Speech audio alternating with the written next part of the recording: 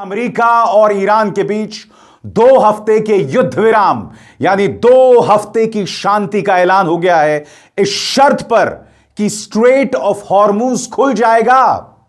मगर बड़ा सवाल दोस्तों, स्ट्रेट ऑफ हॉर्मुज तो युद्ध से पहले खुला हुआ था।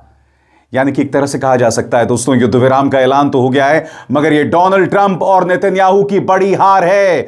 डोनाल्ड ट्रंप का मुंह बुरी तरह से काला हो गया है दोस्तों, और एक तरह से कहा जा सकता है कि डोनाल्ड ट्रंप के जाने की उल्टी गिनती शुरू हो गई है। मगर सबसे पहले मैं आपको बताना चाहता हूं दोस्तों, ईरान में किस तरह से राहत है। इस वक्त लोग सड़कों पर उतरे और जश्न मना रहे हैं, औरतें, बच्चे, बुजुर्ग, क्योंकि यह देश लगातार अपनी सरकार के साथ खड़ा रहा। यहां की जनता लगातार अपनी सरकार के साथ खड़ी रही, और इस युद्ध के दौरान जो चला 35 दिन से भी ज्यादा, कभी भी ईरान ने उन रेड लाइंस को पार नहीं किया।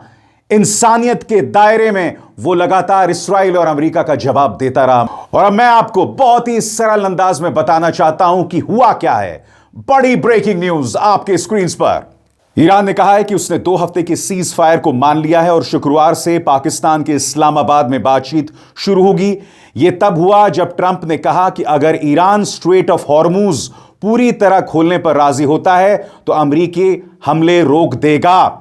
ईरान के विदेश मंत्री ने कहा कि इस अहम समुद्री रास्ते से सुरक्षित आवाजाही 2 हफ्ते तक संभव होगी, जो ईरानी सेना के साथ कोऑर्डिनेशन के जरिए होगी।